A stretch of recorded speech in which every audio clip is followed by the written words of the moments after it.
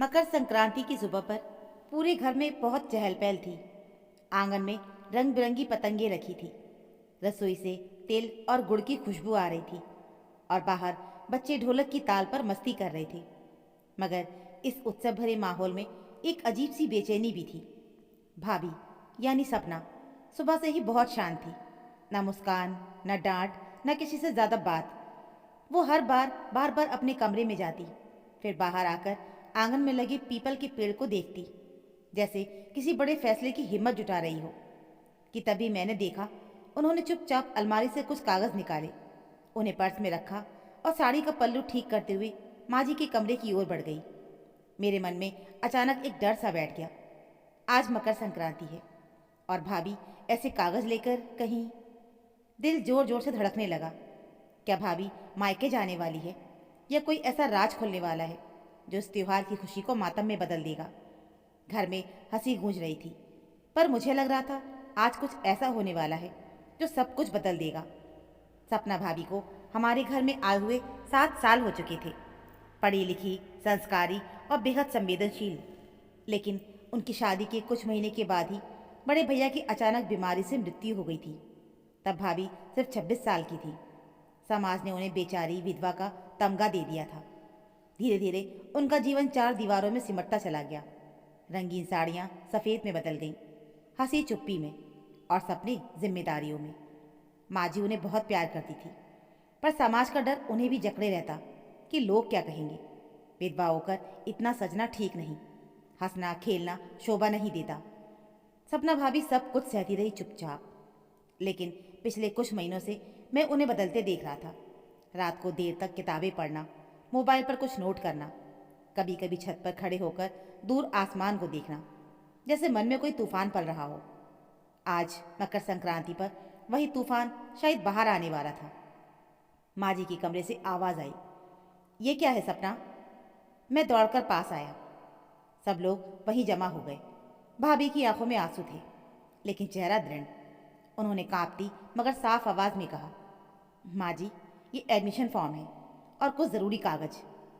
सब चौंक गए। किस बात की? चाचा जी बोले। भाभी ने गहरी सांस ली। मैं आगे पढ़ना चाहती हूँ और गांव की उन औरतों के लिए काम करना चाहती हूँ जो मेरी तरह अपने सपनों को मार चुकी हैं। पूरा कमरा सन्न रह गया। माँ जी ने धीमे से कहा, पर बहू, तेरी उम्र के लोग। भाभी की आंखों में आंसू गिर पड़े, पर आवाज़ में पहली बार वर्षों बाद आग थी। माँ जी, लोग तो तब भी बोलते थे जब मैं चुप थी। आज अगर अपने लिए बोलूं तो भी बोलेंगे।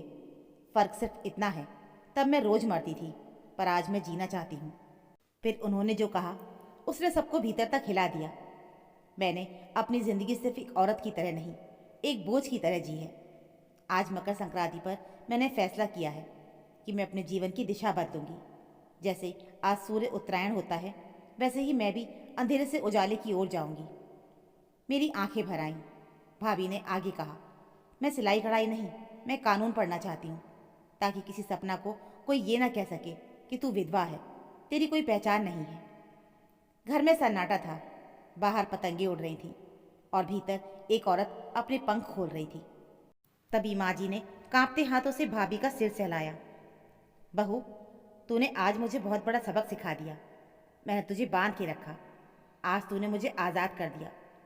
उन्होंने सबके सामने कहा, आज मकर संक्रांति पर हमारी बहू नया जन्म ले रही है और जो इसका रास्ता रोकेगा वो मेरा भी दुश्मन होगा। भाभी फूट फूट कर रो पड़ी। पहली बार उनके आंसू दुख के नहीं, राहत के थे। कुछ महीनों के बाद भाभी शहर चली गई। पढ़ाई, संघर्ष, ताने, थकान सब झेला। 3 साल के बाद जब वो गांव लौटी तो सपना भाभी नहीं, एडवोकेट सपना बनकर। आज वो गांव की औरतों को मुफ्त कानूनी सलाह देती हैं। बाल विवाह, घरेलू हिंसा, संपत्ति, अधिकार, हर मामले में उनकी आवाज़ बनती है। और हर मकर संक्रांति पर वो आंगन में खड़े होकर बस इतना कहती है कि इस दिन मैंने सिर्फ फैसला नहीं किया था, मैंने खुद को चुना था।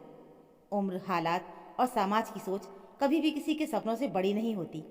जब इंसान खुद के लिए खड़ा होता है तभी असली मकर संक्रांति होती है, अंधेरे से उजाले की ओर। तो दोस्तों, ये थी हमारी आज की कहानी। उम्मीद है आपको हमारी कहानी ज़रूर पसंद आई होगी। कहानी अच्छी लगी हो तो प्लीज़ वीडियो को लाइक और चैनल को सब्सक्राइब ज़रूर कर लीजिएगा। मिलते हैं फिर एक और नई कहानी के साथ। तब तक के लिए धन्यवाद।